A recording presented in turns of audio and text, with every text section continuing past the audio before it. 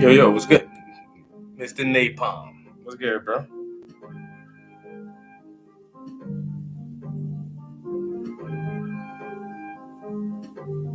Just checking my inboxes real quick, see if somebody ordered some art or want to buy some shit. I don't see nothing good right now.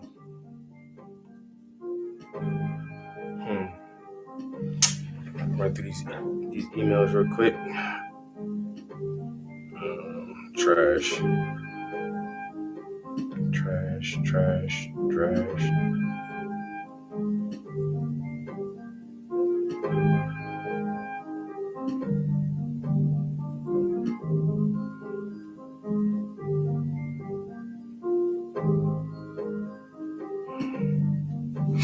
Alright.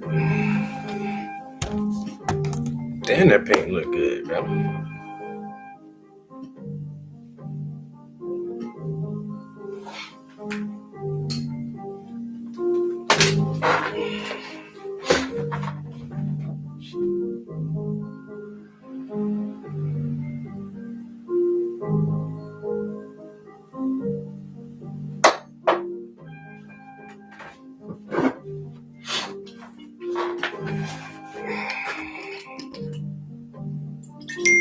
Got like a couple of shots left in here.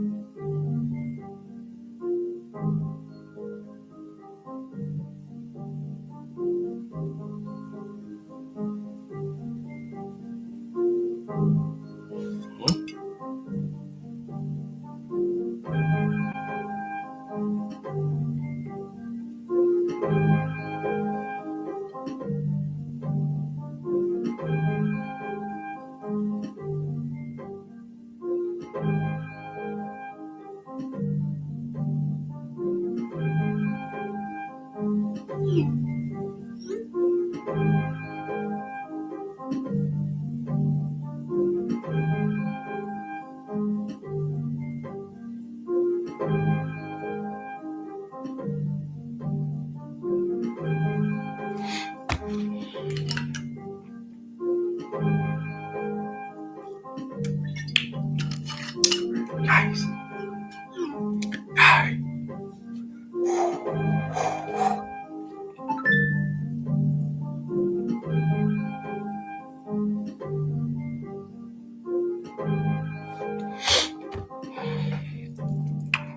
That's my girl texting me.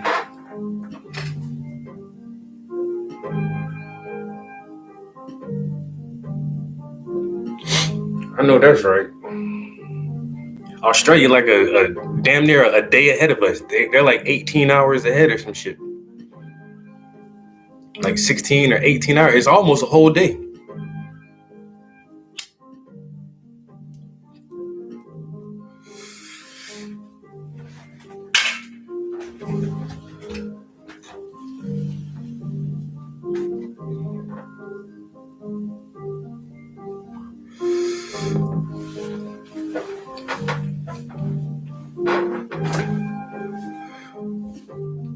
One of my aunts had to go over to Australia for like some kind of business conference one time because she's like in executive at Boeing, aerodynamics and aero engineering, whatever. But yeah, when she flew to Australia, she told me that her flight was like 18 fucking hours. But she took pictures of her first class seat on the jet. Like, it was one of them fucking celebrity type jets where your seat is like a little room. Like, it's like a pod. And you got a big ass comfy chair. That shit lay all the way down and turn into a fucking bed. You got like drawers and TV, and you can close yourself off. It's like a pod, yo. She's like, that shit was the best way to fly for 18 hours.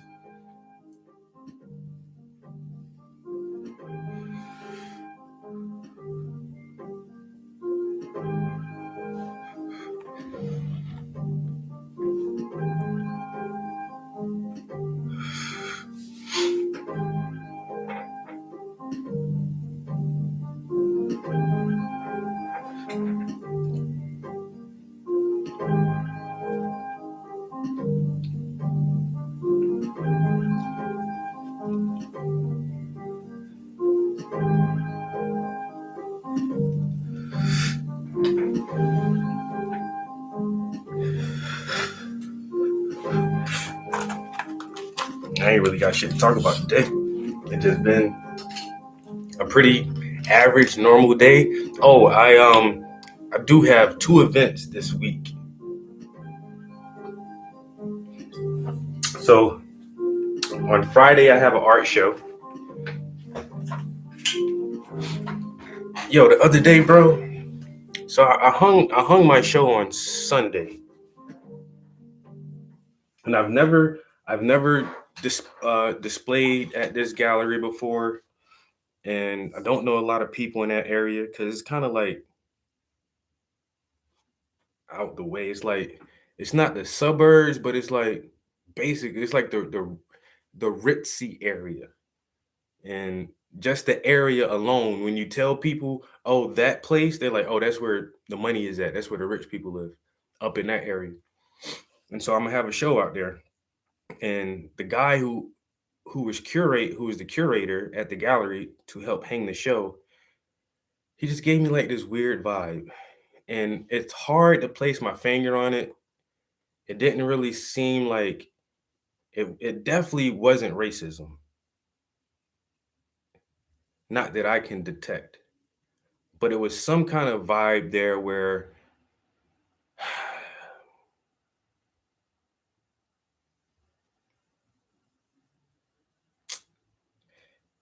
if I can sum up the entirety of the vibe, and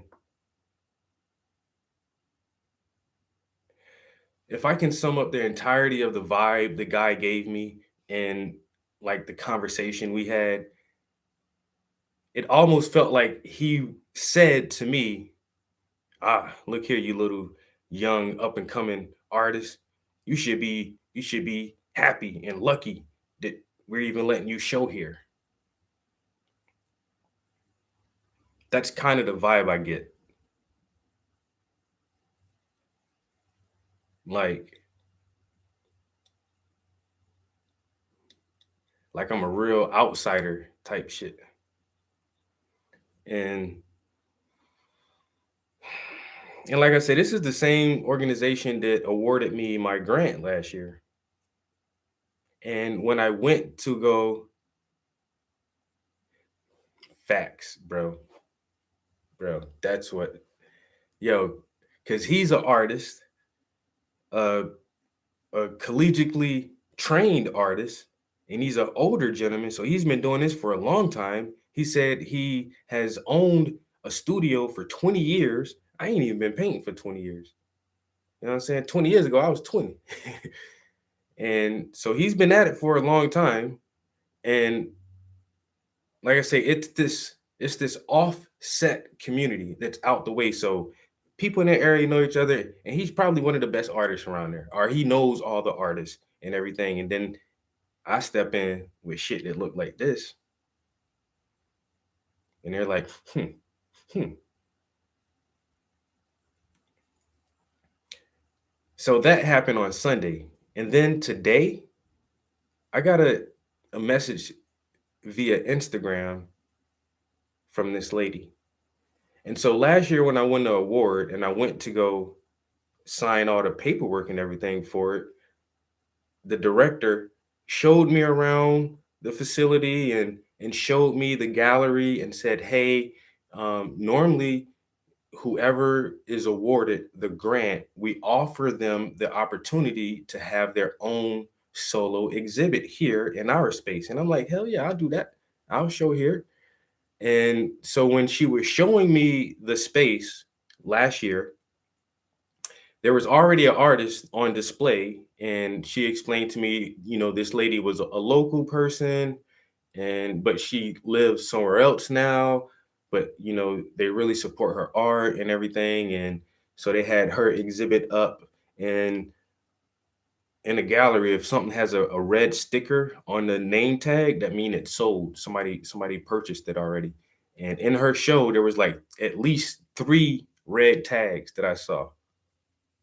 So she sold at least three paintings.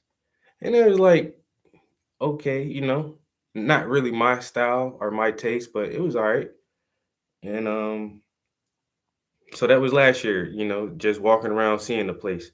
And so I get a message today on Instagram from this lady, the artist who was on display when I went to go check out the place.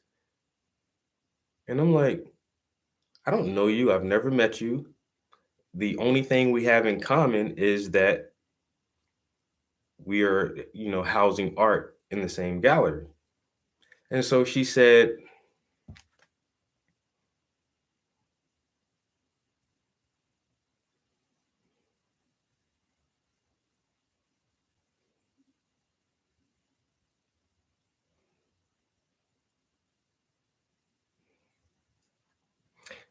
"Hi, Travis. I grew up in Waverly, PA, and had a solo show there in March 2022. I'm writing to just say how much I'd love to see your show. Your work looks wonderful. Unfortunately, I won't be in the area at that time as I live in the Bahamas, but I wanted to wish you all success at your opening."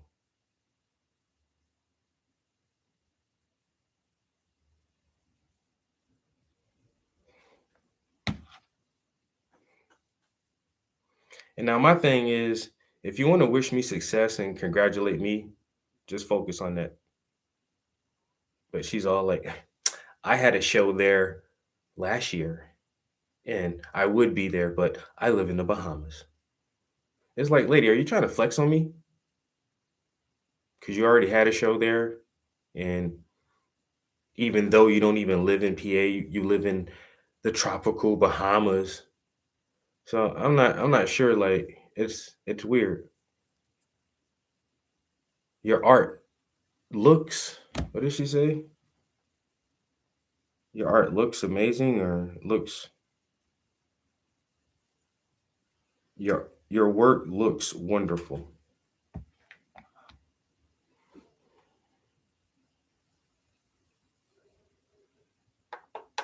So that first guy gave me like a weird vibe. Not a It wasn't bad or like, I don't know, it's just a little weird.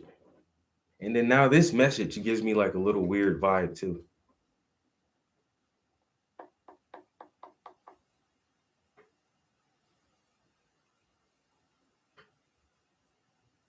Hmm. You never know, bro. You never know. It's a small world.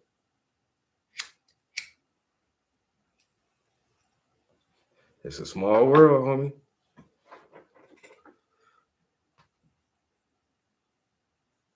But then I mean, everybody's different, and I don't expect everybody to think like me. But if I came across an artist who's showing at a gallery that I previously showed at, would I just automatically just reach out to them?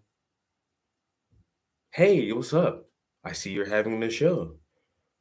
And if I did just reach out to someone, I'd be like, "Yo, congratulations.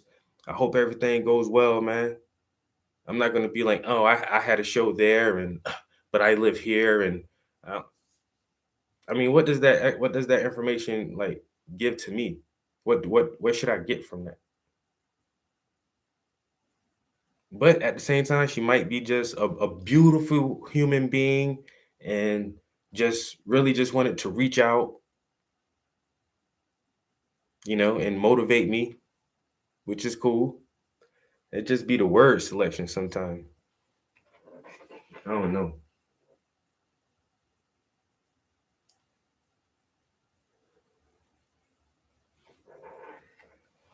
It'd be the word selection for me sometimes. But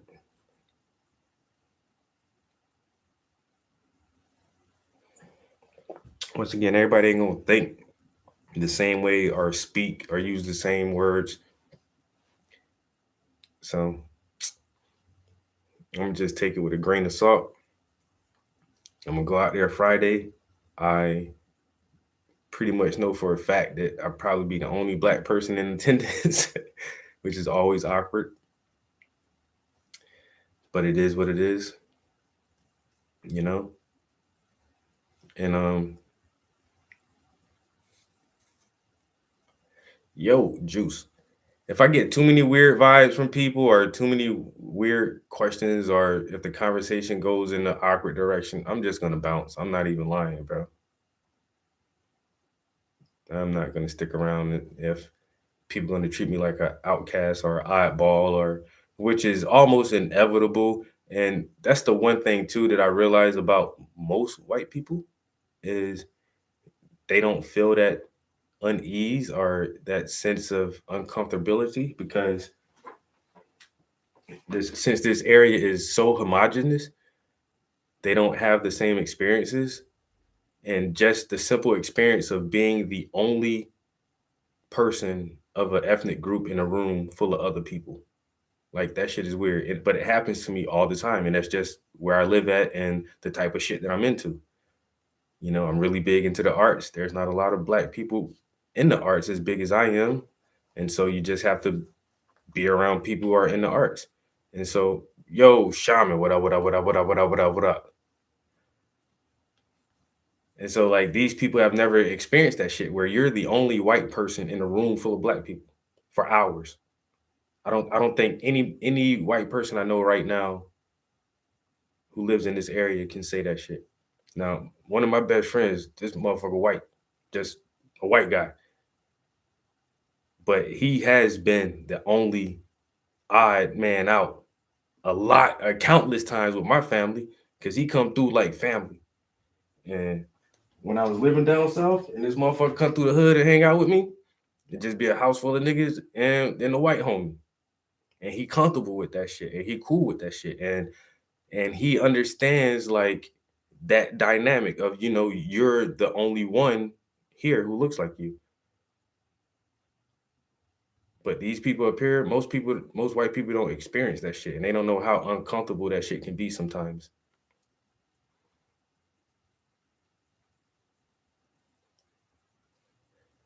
And then on top of that, like since it's my show, I'm like the center of attention.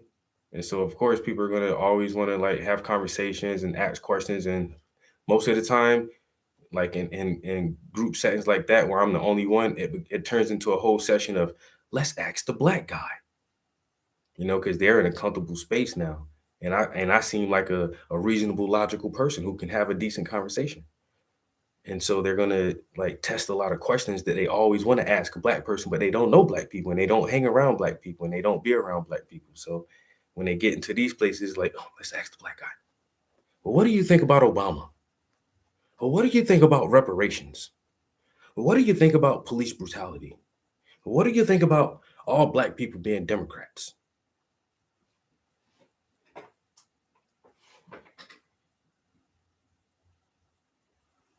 Yo, motherfuckers hate that book, bro. They trying to cancel the hell out of that book, yo.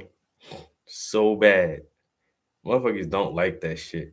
And there's so many people who debunk her all of her statements and shit. I forgot her name, but I listened to a lecture she gave like a little while after she wrote the book. She was giving lectures, on white fragility, and people don't like her, yo. White people hate that lady. The same way they hate Tim Wise, the same way they hate Jane Elliott. And there have been people all the way back since the abolitionists who just be like, yo, stop, white people. Stop doing white people shit, man. Just be normal. But I don't know. I don't think this area that I'm in right now, they haven't seen a lot of black artists produce the caliber of art that I'm producing. And the fact that it just doesn't look good. There are messages in my art that are obvious to receive, and it makes motherfuckers think. And now they got to think from a black perspective and be in a room with a black man who not scared.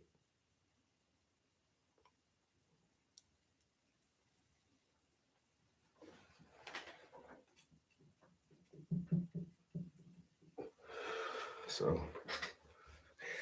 I'm kind of excited about Friday evening, actually. Kind of excited just to see how this is going to play out and just to see how the art is received, especially by people who haven't experienced the art in person yet. Like since last year, I've been doing so much, but once again, this area that I'm in is out the way. It's like 30 minutes outside of the city. So yeah, I've done a lot of shit in the city. I was even in the museum. I was at the university. But a lot of these people who live up on the mountain out the way, like they don't gotta come to the city. They don't got to. And they probably only make rare occasions that they do come to the city.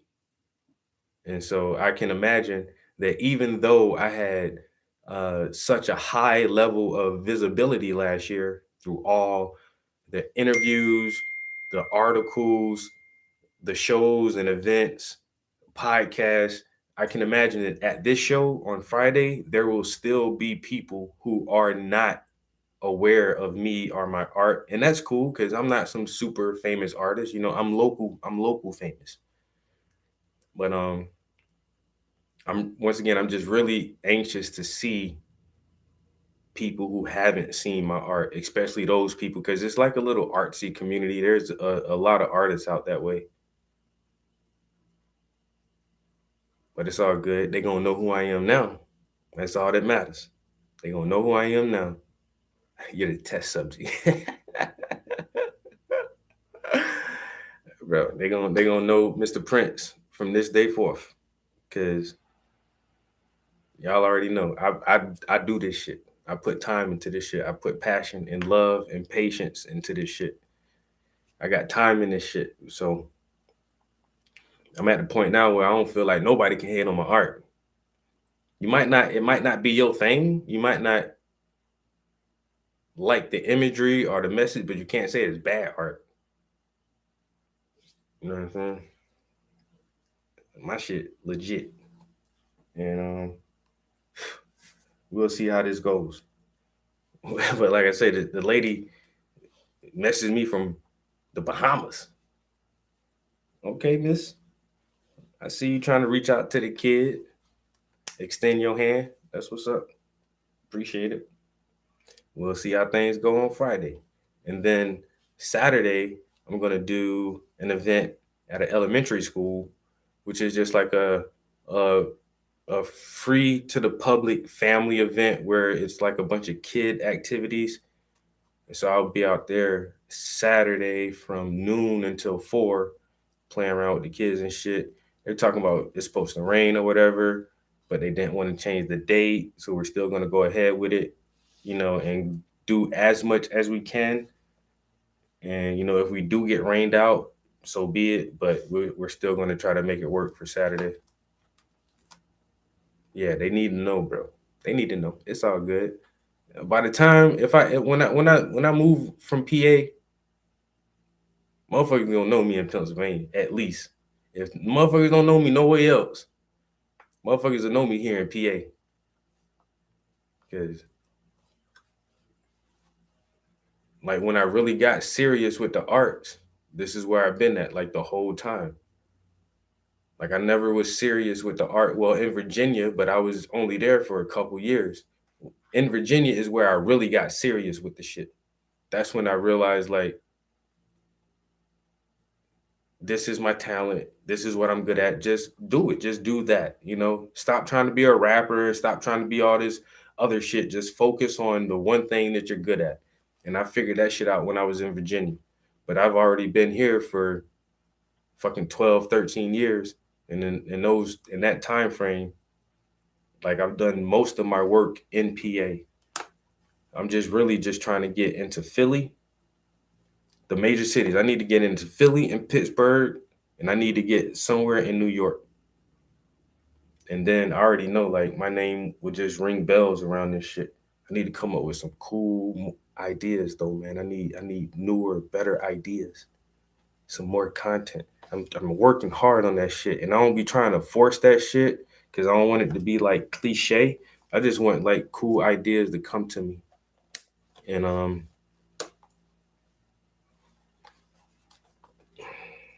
as long as I can keep some cool concepts, I think I'll be all right. Feel me? I think I'll be all right.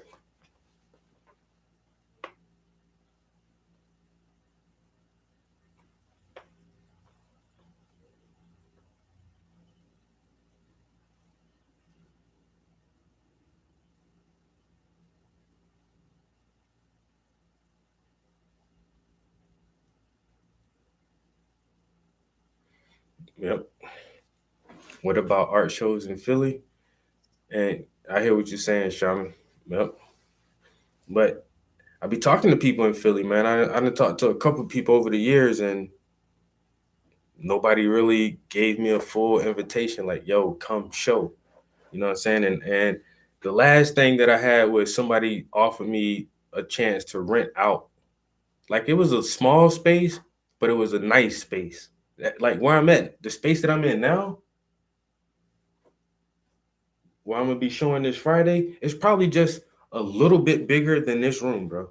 Just a little bit bigger than this room. It's not a big guy, and it's called the Small Works Gallery, and it's a small little space. And the spot that somebody offered me in Philly was bigger than that. It's not a big gallery, but it's bigger than the place I'll be at on Friday. And it was like you can get this shit for $75 an hour. And I'm like, that's not actually a bad deal because most gallery events are only like 2 or 3 hours. The event on Friday is from 5 to 7. That's only 2 hours. You know, so for about $300, I can rent that space for 3 hours.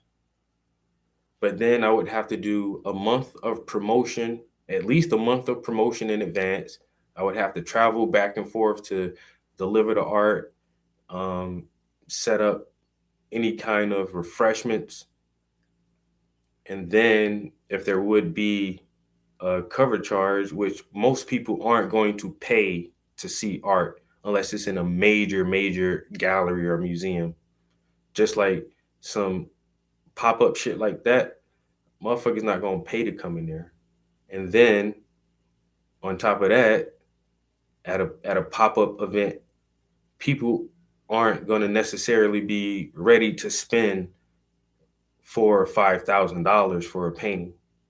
And so that's the main reason I didn't try it. It just financially, the the math wasn't mathing, and I'm gonna just come out of pocket just to be in Philly, you know. And that's I can put that on my artist resume. Hey, I had an exhibit at this location in Philadelphia, Pennsylvania, but I don't want to spend money to do that shit, yo. You know what I'm saying? I want somebody to invite me. I'm not trying to rent a spot. And I'm not trying to do a pop-up shop where I bring the art there and it's only there for 3 hours. And at the end of the event, I have to break everything down and take all that shit back home.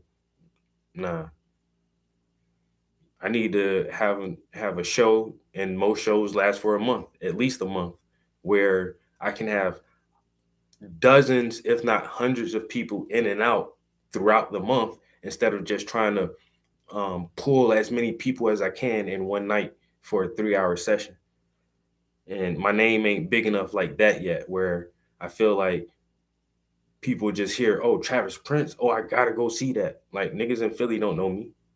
Nobody over there don't know me.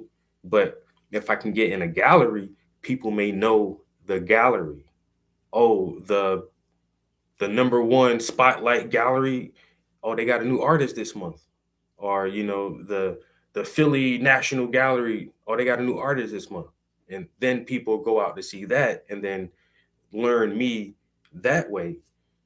But I don't. I'm at the point where I don't want to have to pay to show my art. I'm past that shit. It could be good, but at the same time, man, like I could show in Atlanta in June, but it's a 1 day event. Am I gonna sell a painting in 1 day or sell a ass of prints in 1 day and then fly all the way to Atlanta, ship my art all the way to Atlanta to be on display, and then as soon as the event is over, I have to break all my shit down, pack all my shit up, ship that shit back up here, get on the plane, come back up here. Then while I'm there for a day or two, hotel and food and car, like man, I'll be coming out of the pocket a couple $1,000s, not knowing if I'm gonna recoup any of that shit or get my name out there. And yeah, it's Atlanta and it's a black art hub, but financially, just a 1 day event, I can't do that shit, man. I'm coming out of pocket too much. You gotta let me be somewhere for at least a month. That should make more sense to me. And I just haven't found that opportunity in Philly or New York yet, where somebody invites me out for a month. But when I do, though, boy, oh boy, when I do, I'm gonna go out that shit like I'm the shit, bro. I ain't gonna lie. I'm gonna step out in the city like I'm the fucking shit. And I might rent me a big ass fucking truck, a big Tahoe or some shit, ride out that shit. Hmm.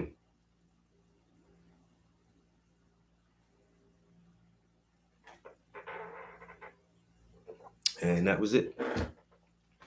There's only like about 4 shots left in that shit. I'll be feeling that in about 20 minutes when I go to walk downstairs and be like, oh shit, oh shit, tequila, tequila.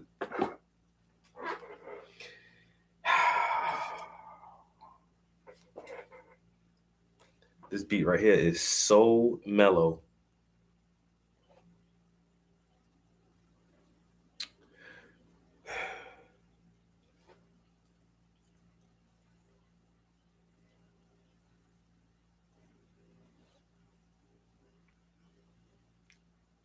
You you got a point, Juice.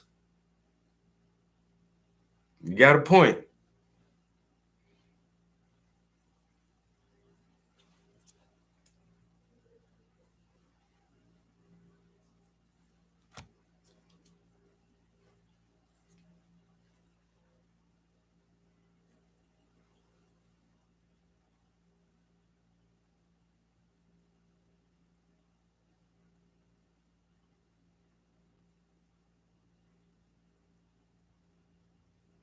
I'm I'm gonna send you a better bottle of boo. I don't I don't really like what you drinking, man. You probably don't know no better, and I get that. You probably ain't got enough money. I get that. I gotta send you a better bottle of booze, man, because that's not it. That shit you drinking is the mm-mm. That's that mm-mm, mm-mm. When I go to a party and somebody offer me that shit, I say, mm-mm, no thank you.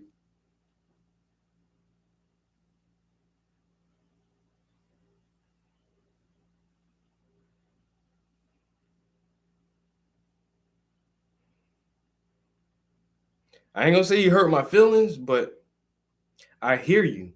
I hear you, man.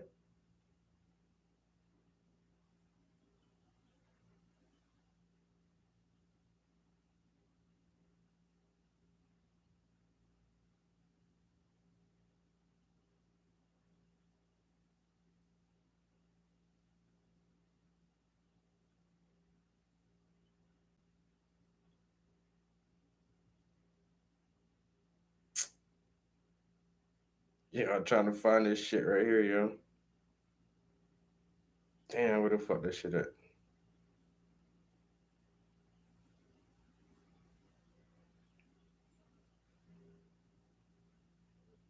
I know what. Hold on.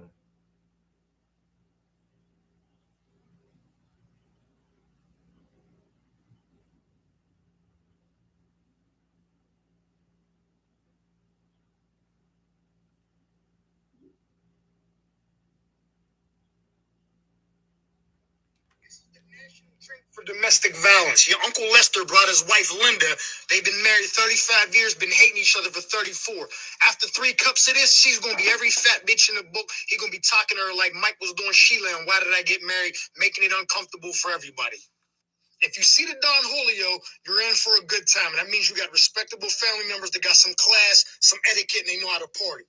But if you see that Jose Cuervo, that means your cousin Andre there. He's 42 years old, but he live in your grandmother's basement because he keep making questionable decisions. What? The feds might or might not raid the spot while y'all there because he took PPP loan money and put 22s on a Dodge Charger. If you see this at Thanksgiving in the 90s, whoever brought it was most likely selling crack. If you see it nowadays, whoever brought it is smoking crack. Your uncle running around with this in a brown paper bag talking about, nephew, let me hold $5. You know I'm good for it. And if your aunt is running around with this, I guarantee you she lost custody of her kids in the late 90s and never got them back. That's a fact. Your granddad's brother Freddie showed up with this, wearing a fake white fur coat with the matching white hard-bottom gaiters and $867 worth of middle-of-the-mall jewelry. The nigga drive a Cadillac and wear a Bluetooth. After about 5 cups of this nigga running around the house talking like he Ric Flair. But you don't even realize he mixed in the Cialis, so your sister better watch her friends because he turned up looking to spend that SSI check on one of them young hoes. This is the national drink for domestic violence. Why he came at the Jose Cuervo like that though? If you got the Don Julio, you got some respectable family members. But if you see this shit, it's questionable. Your cousin that took out them PPP loans in the spot might or might not get raided by the feds. Yo, you know what? Fuck you and fuck that nigga. Both of y'all, the two of yous. Talk about my damn drink. The nerve, the audacity, the unmitigated gall. This motherfucker say, I gotta send you a better bottle of booze. Ah.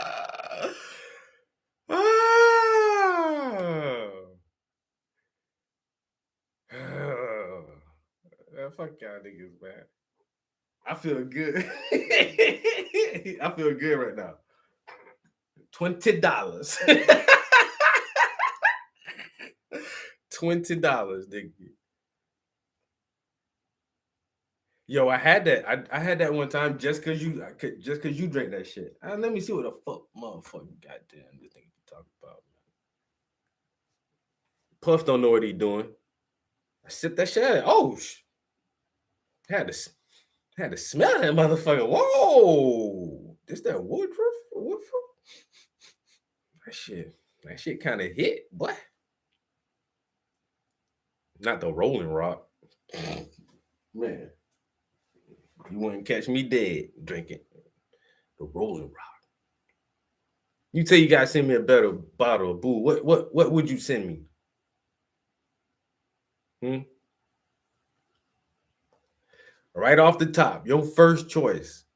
All the money in the world. Well, you send me something better. I'm gonna get me some gin next. I've been missing a little gin and tonic. I got a whole pack of tonic water down there. I ain't got no gin though. Last time I got it was Tanqueray. It was a flavor. It was like lime or some shit. Like it was Tanqueray with a twist to that shit. Yo, making gin and tonics with that shit been kind of busting. I ain't gonna lie, yo.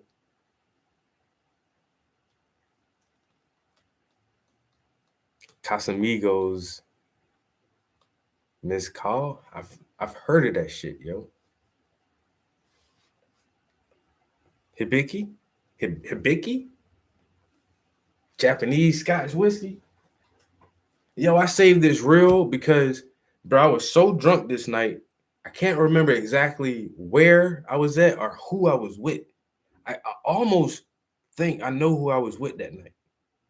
But I remember for a fact, bro, for a hardcore fact, I was chilling with the homies. We went over to one of the homies' crib, and he was like, "Yo, my cousin coming over in the military. He was over in some Asian country somewhere, and he came over with a motherfucking bottle of some kind of Japanese shit that had a fucking snake in that shit, bro. I swear to God, this is it right here, yo. We drank this shit, yo. Real snake, man. Real venom. And this some tequila. Man, this shit here party.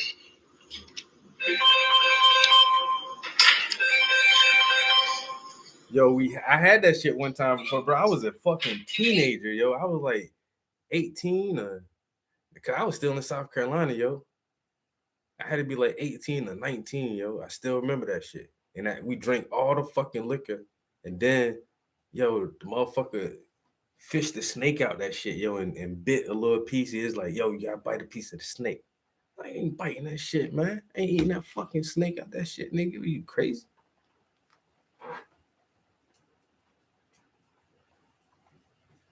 And then just scrolling through Instagram, I seen that shit. I was like, yo, that's that same shit I drank way back in the day, yo. And it was weird, bro. Like, yo, that shit went down like fucking water, bro. I swear to God, this shit ain't had barely any flavor and hardly any burn to that shit, yo, at all. That shit was like water, bro. Like, man, that's the smoothest shit I ever drank. And then we were sitting out. I know I was sitting on the couch, and they had it was a couch and another chair. The one homie sitting there, I'm sitting on the couch, another homie sitting here. Man, we just drinking for a minute, like 30 minutes. Probably longer than that. But like sitting down, man, I was like, in my head, I'm like, I ain't feeling this shit. What the fuck kind of drink is this shit, man? And then I stood up to go to the bathroom. When I stood up, I was like, oh shit, boy, everything started spinning. I'm like, what the fuck, yo? But that shit ain't activate, so I stood up. Yeah, some crazy ass shit. Snake in the bottle. Snake in the bottle.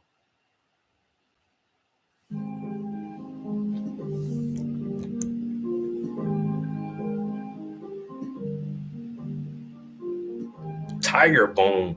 I ain't even sure.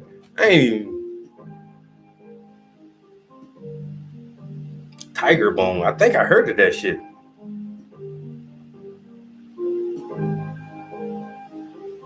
Tiger Bone wine? Huguji Tiger Bone wine.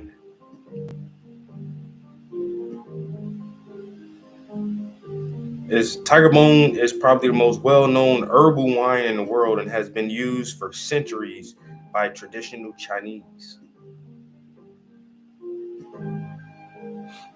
There's this other shit somebody put me on one time too.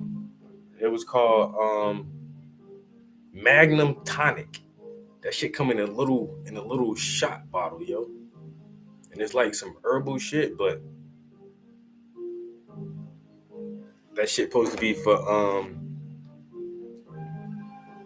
like male stamina and shit too, yo. And when I was living in Philly, there was this one store, they just had that shit, but I ain't never seen that shit nowhere else, yo. Ever. Never seen that shit nowhere else outside of Philly, yo. Magnum Tonic wine. And it's come in a little teeny bottle like that, yo. You're supposed to take the whole shot down.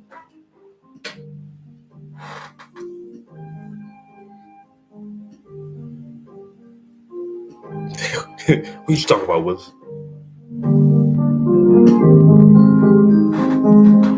Bing, bang. Bang, bang, bang.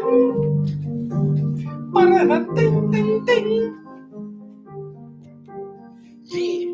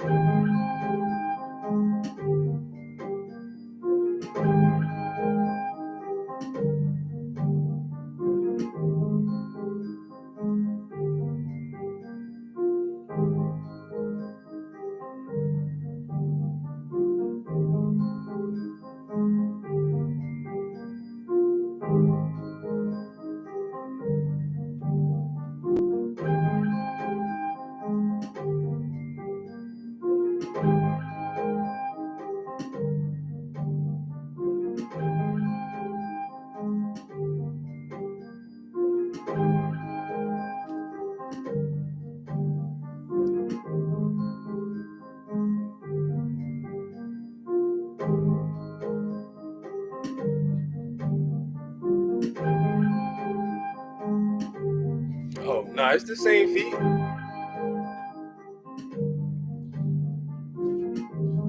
You right. It is. It's in the same series.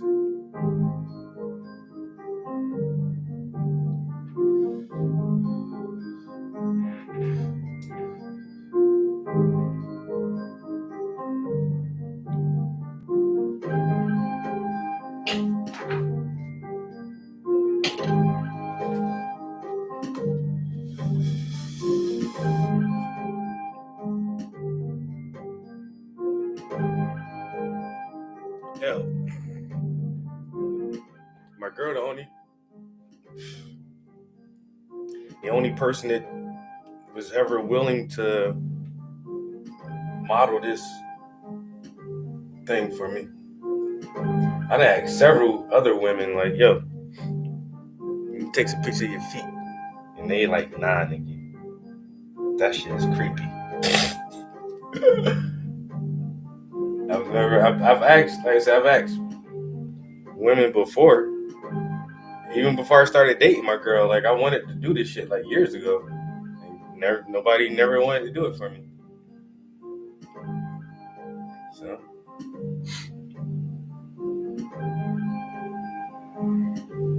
that's what I don't get about women. Like, once again, man, y'all motherfuckers spend hundreds and thousands of dollars each year to keep y'all nails and y'all toes done and all that shit, but then act weird when a motherfucker like your feet. Like, why you go to the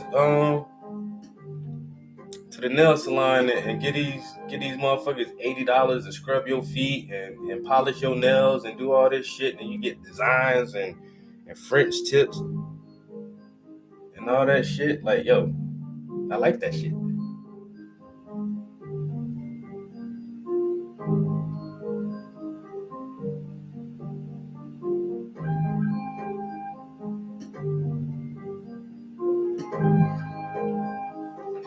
That's like a prerequisite for me, yo. Like, it's a weird thing, but I don't date women if I don't like how your feet look. You can't be my girl. And I know it's a weird thing, and all, but hey, it is what it is with me, yo. Like, there's not a lot of things I demand. You know what I'm saying? Like, for one, obviously you gotta be pretty, you gotta be smart, you gotta know how to cook. Those are like common things on most men's list. That's like very common things that any man would want in a woman. But then on top of that, like, you gotta have pretty feet too.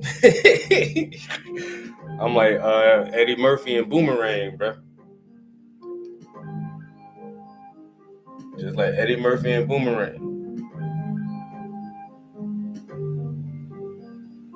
And when I seen that scene in that movie, I knew I wasn't tripping. That's what made me know I'm not tripping, yo. I'm not tripping. It's not just me. Cause Shorty been pretty, and she had bread. That bitch feet been busted though. He was like, nah, I'm good. I'm good, man. I can't be seen with you when you wear sandals and shit. Nah, Shorty. You got corns and bunions and and your pinky toe ain't got no nail on it. Nah. Nah.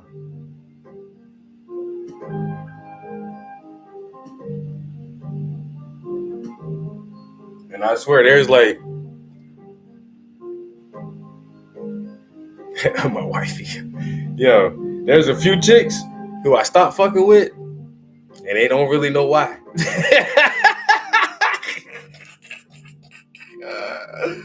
They don't really know why.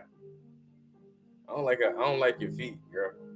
Your toes too long. You got the knuckly toes, or your toes too short. I don't know. I'm just particular about that shit. It's weird, man. My girl toes pretty though.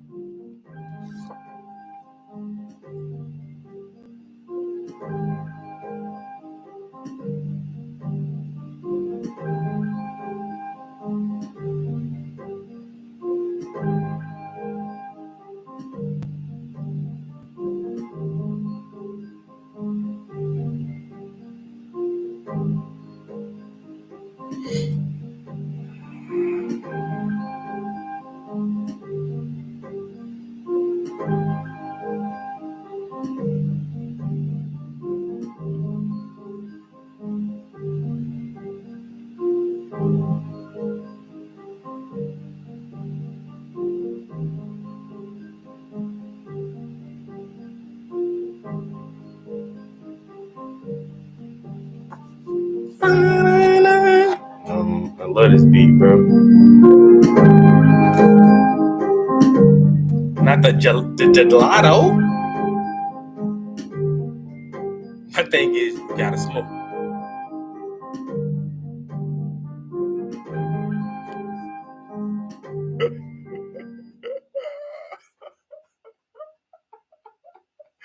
Yeah, this nigga said the Hamilton feet. Oh.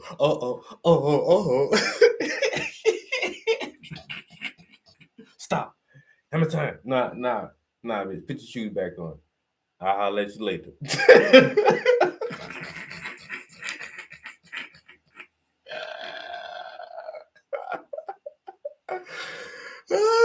He said, got the Hamilton feet. Nah, shorty. I'm good. Your feet look like my feet. This ain't gonna work. This not gonna work. Man said, if you don't smoke, I really can't fuck with you, shorty. Cause you're gonna be annoyed because I blow it down. And I'm not going outside. You're not gonna like this. You're gonna have secondhand high all the time. You don't smoke? Nah, I'm good. That's my therapy. You know? That's when I'm able to be vulnerable. And I need to know that you're on the same level with me. That you ain't want to get lifted. You ain't want to elevate your mind. You ain't want to expand your horizons. I'm good, shorty. You stay stuck in that box. You know what I'm saying? You stay over there sober with all your anxiety, all your stress and depression. I'm good, man. I'm going to smoke and I'm going to be all right. I'm going to chill and I'm going to laugh and watch this funny movie. And weed make my dick hard.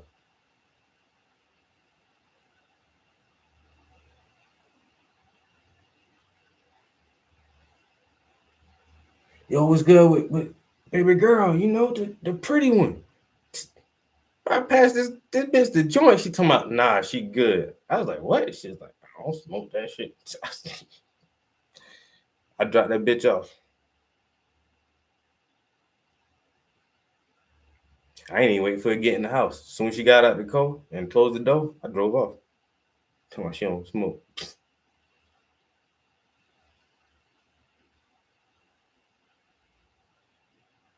I knew I should have asked her that shit before I even brought her to the crib, man.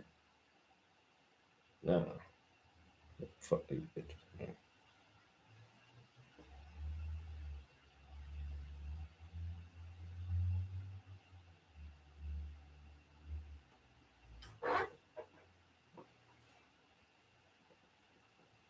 Them knuckle feet, I'm good, bro.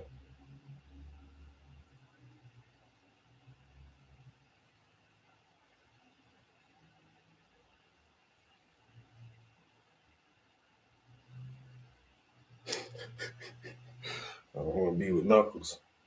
I'm good on that one. Girl, you like you could pick up a baseball with them feet. Nah, I'm good, bro.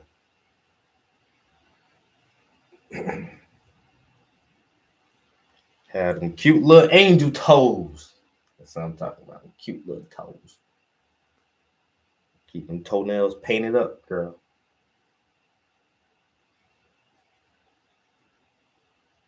They say only smart motherfuckers like feet. It's a weird thing for smart people, man. That's it.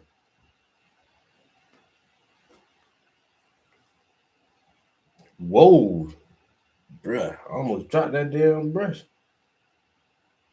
Almost. About to fuck this shit up. Needs to be more careful. Got to be careful, man.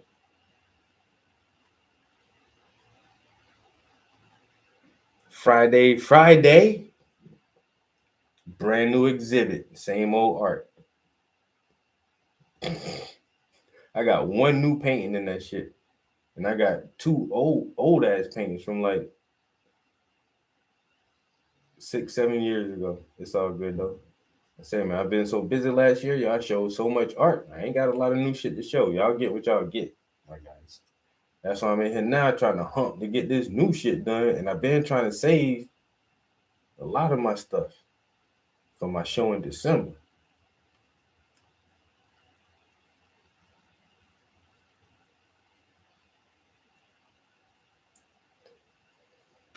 But at the same time, I don't think a lot of them people they really ever seen my shit anyway. So it'll be a treat for them. It'll be a new experience for them. I didn't know Negroes were this talented.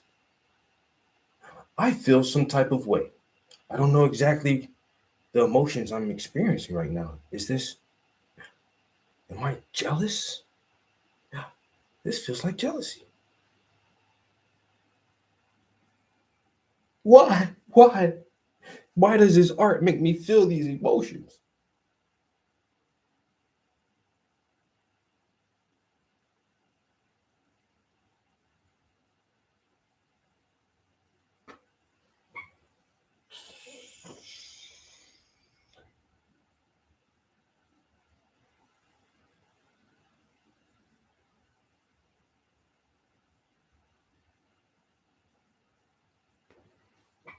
Man, that strawberry looking real berryish right now.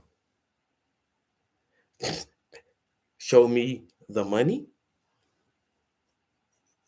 Mr. Prince, how did show me the money? Excuse me, Travis, how show me the money? I was just wondering. Where the money at? I need you to show it to me.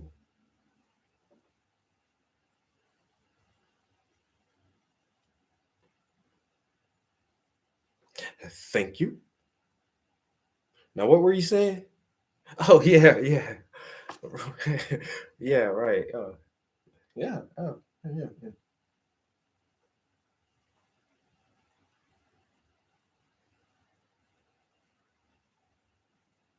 I'm saying, man, if that shit start going bad and I'm feeling uneasy, uncomfortable, I'm just get that magical emergency phone call. Hello? What? When? Right now? Yeah. No, I'm on. Okay. Yeah. I'm on the way. No, I'm on the way right now. I'll be there in 30 minutes. Okay. All right. I gotta go. I'm sorry. It's a personal matter. Oh my god. Um, everybody enjoy the evening. Bye. Out this bitch. So. Get that magic emergency phone call. What happened?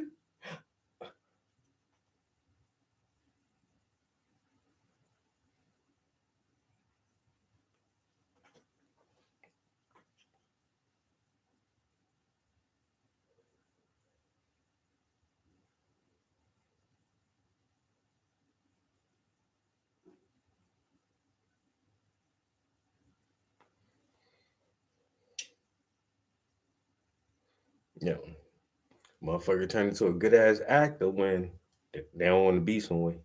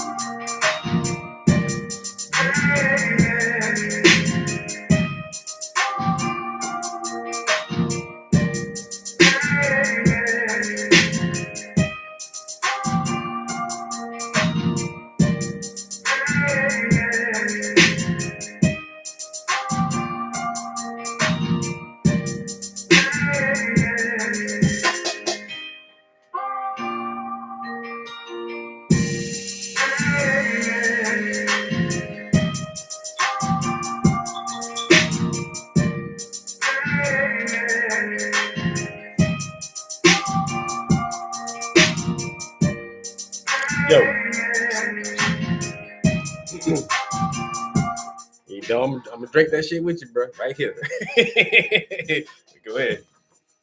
Let me hold that. Thank you in advance. Put me up on some new. But I tell y'all that the liquor store in the neighborhood closed, which is a good and a bad thing, I guess, in a way, you know, because we always complain like, oh, the liquor store is always in the hood. But there's a plaza, a little shopping plaza that's literally 2 blocks from my house. 2 blocks. And there's a bakery and a puppy shop, 2 Mexican restaurants, a convenience shop that's owned by some Africans. There's a smoothie place, a title and tag place, a barber shop, a hair store, like a beauty supply store that's run by some Africans. There's a pizza joint, a laundromat, a tobacco market, a furniture store, a chicken place, and there was a liquor store. Yo, and the liquor store closed down a couple weeks ago. And like, it's in the hood. Everybody goes to the liquor store. It's not like it's a high traffic area. So it's not, I can't imagine that they weren't making the sales. Yeah, but for some reason they closed up. Now Plaza ain't got no liquor store.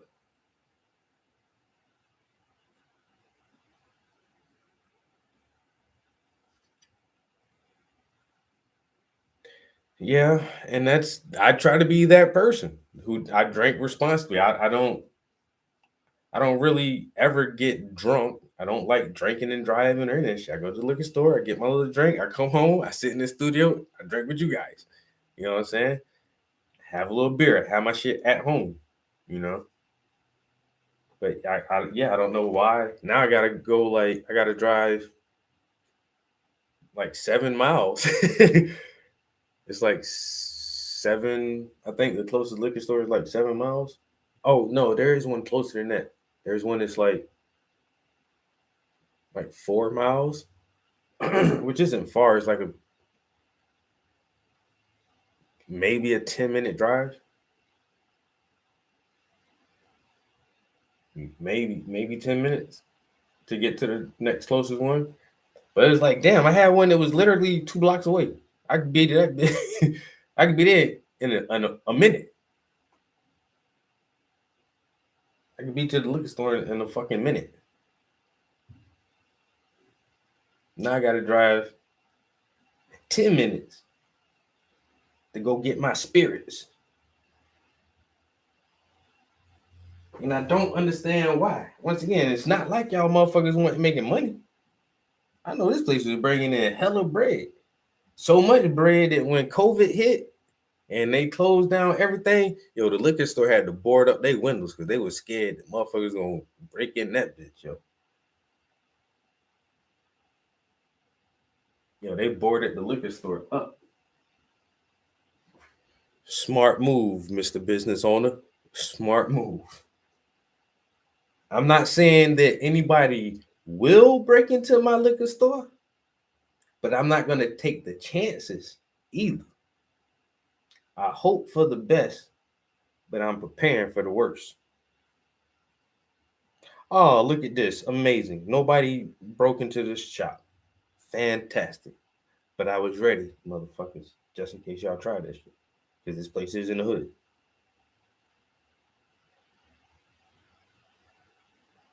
And in PA, that was one of the first things they opened back up. Open the liquor stores, man. These motherfuckers going crazy without their booze.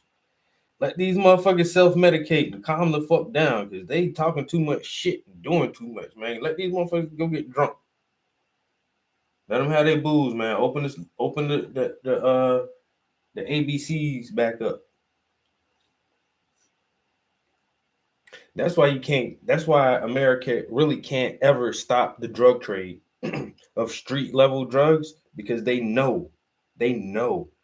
For one, it's such a hard thing to do to actually accomplish. That's why it hasn't been. But two, the monetary gain from street level drugs does trickle into our economy, and it adds to the economy. Like the drug trade is part of our economy, and the main reason is, bro, if real motherfuckers couldn't get their drugs, bro, man,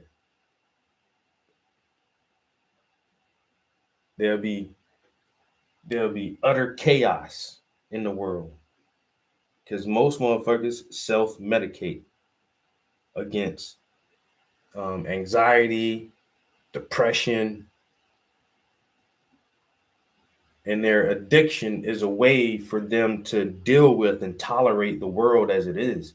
And if you would not allow, the masses to self-medicate when they need that shit, bro, this whole country will burn the fuck down.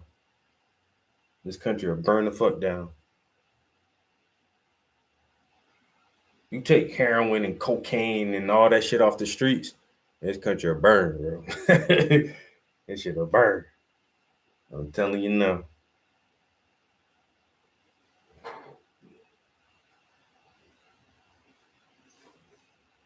You let millions of junkies sober up.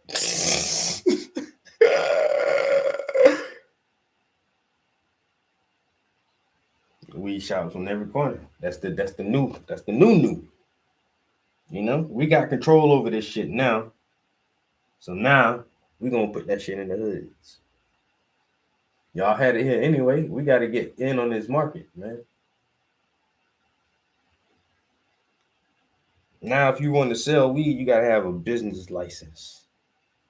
And we making all kind of products and paraphernalia to go along with the weed. And then we took the weed and then made it into a drug. Now you got fucking dabs and wax and shatter. Now we got drugs with this shit. We can sell that shit to you now because it's pure THC.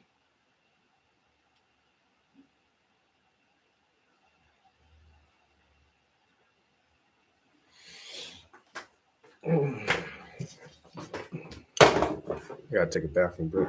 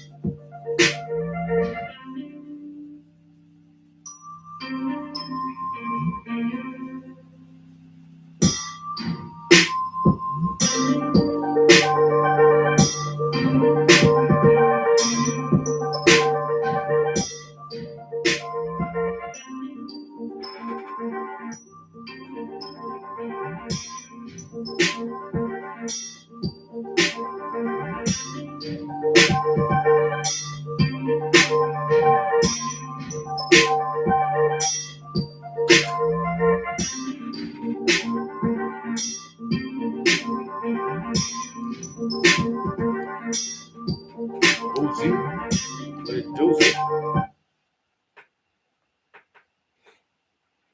It ain't even 5 o'clock. I feel hungry as fuck right now, bro. I might have to go get me something to eat, man. Mm.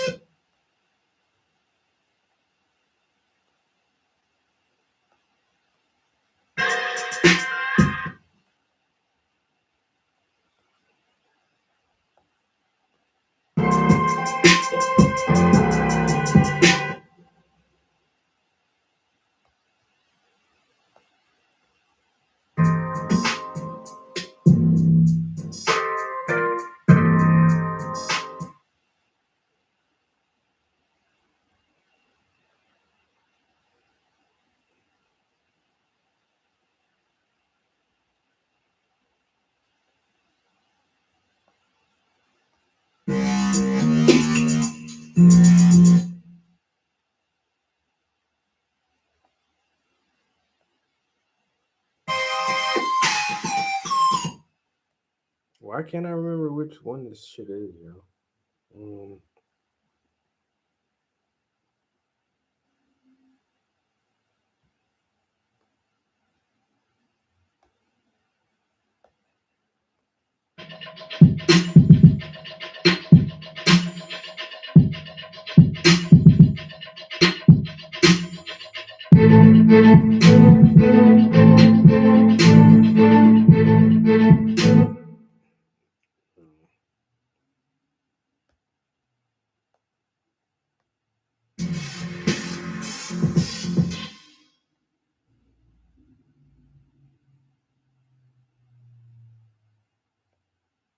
I really can't remember which one that shit was. I have to go through every fucking song right here.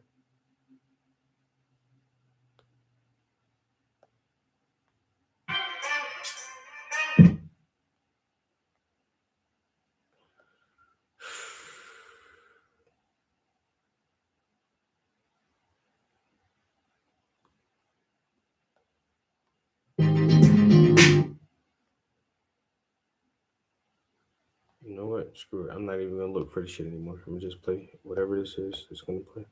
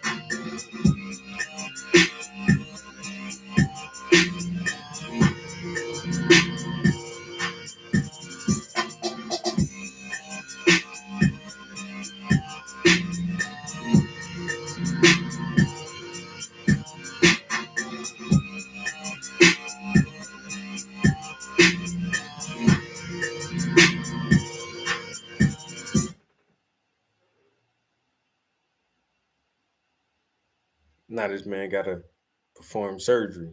Gotta tear a little piece of paper off the other one. Try to patch this shit up. Bruh. Mm-mm. I hope you at home by yourself. Cause if you do that shit around somebody, they gonna look at you like, yo, how long you been smoking? Cause this shit got a hole in it. You know that? Now I gotta put my finger like right here.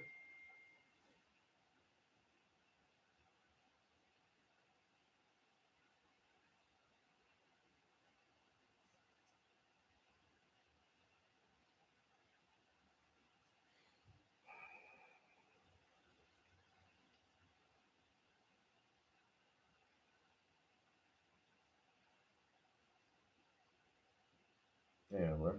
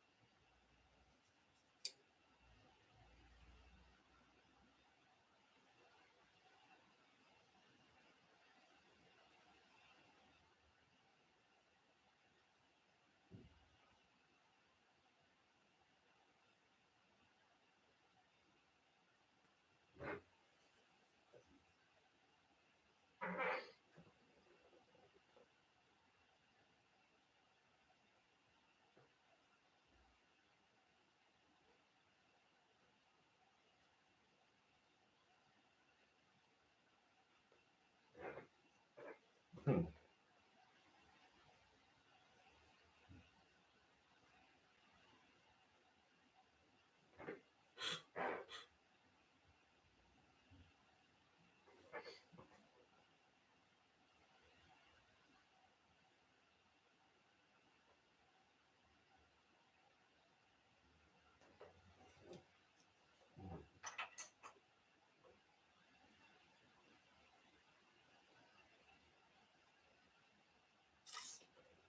Yeah, man, the munch is kicking in super hard. I gotta do something to eat.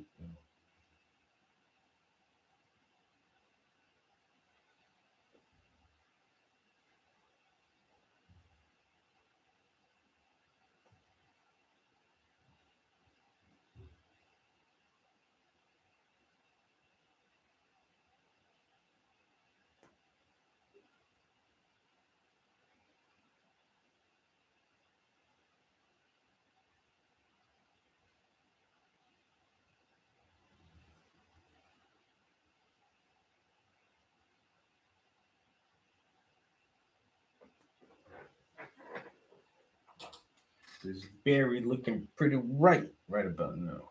I'm liking how this is coming out. If I do say so myself.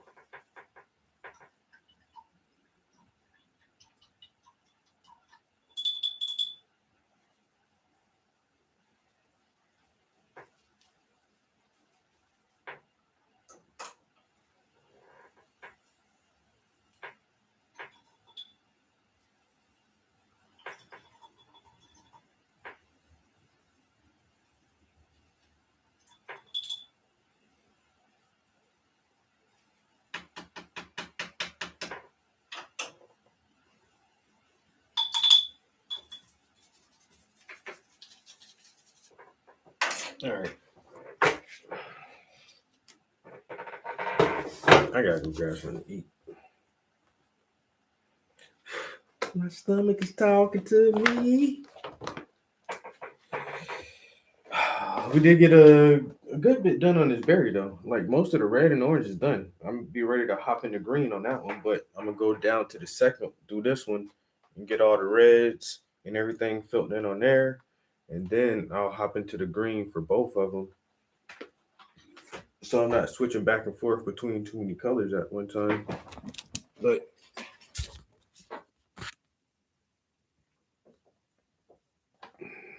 that's not looking too bad, you know?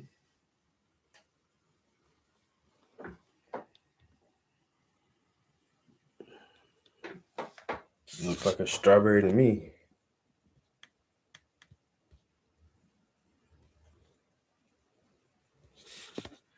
I say now just got to do the second one.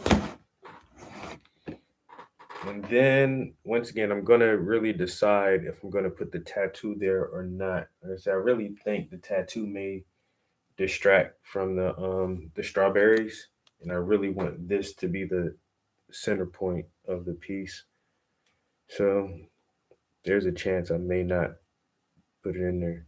Yo, them berries looking juicy, bro. Them shit's looking like ready for a fruit salad. You know what I'm saying? Make you feel like summertime. Make you want to get you some strawberry lemonade. I like it. I'm having fun with it, man. The strawberries and the honeys. Yes, sir. All right, guys. I've been playing a lot of Call of Duty lately. I absolutely suck at that fucking game. It's still pretty fun though. So after I grab something to eat, man, I might hop on the game and stream that for a while. And show everybody just how bad I am. I ain't gonna lie, you.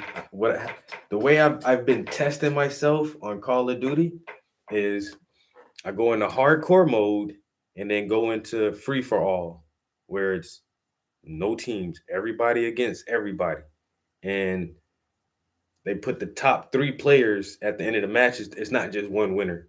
Well, it is the whoever gets first place, but they normally show first, second, and third place. And as long as I can be in the top 3, I feel like I'm getting good at that shit, yo. And the last couple of times I played hardcore free for all, I've come in the top 3. I came in first place one time with fucking 27 kills. And I think the next person behind me, I had 27 kills, and the next person had like 24 or 20, 25 kills. But yeah, I feel like getting on some Call of Duty for a little minute. Might stream that shit. That's all it is, bro. I swear, you got to learn the maps, yo. And that's really why I want to play tonight too, because I didn't play last night, but the night before last, yeah, there was a free for all map. It was a night map. I ain't never played that shit, and I was on for like an hour or so, and I only went to that map one fucking time, yo. They got a brand new night map on that bitch. And that was the first map I played. To load up and it went straight to a night mode. I'm like, what the fuck, yo? This shit is nice. So I definitely want to see if you can just select that map or just get in a server where that map runs through again. Because I only played that shit one time so far. That shit was dope as fuck. That shit remind me of the old Battlefield night maps. But yeah, gotta learn the maps, bro. Gotta learn them fucking maps, cause on the new Call of Duty, they not a lot of camping spots, bro. Like, as soon as you think you got your back in a corner or behind something, there's always somewhere for motherfucker to see your ass, bro. On the PvP. Now, when you go to the motherfucking like the battle royale shit on those big ass maps, yeah, you can hide and fucking camp on that shit a little bit. But on the smaller PvP maps, there ain't too much camping on that shit. You just gotta know the map.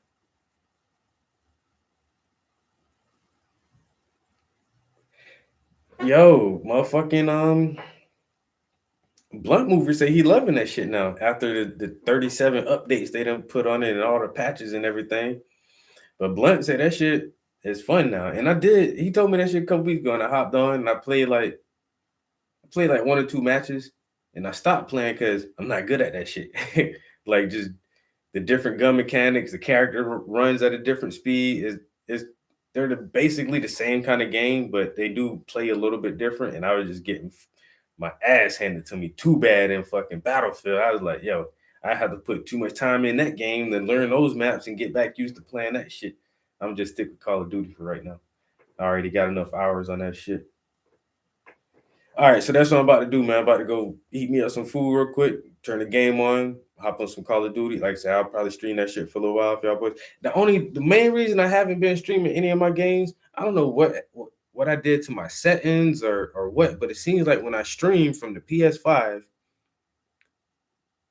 when I try to talk, you can't hear me in the stream for some reason. Like my audio, my voice audio won't carry into the stream.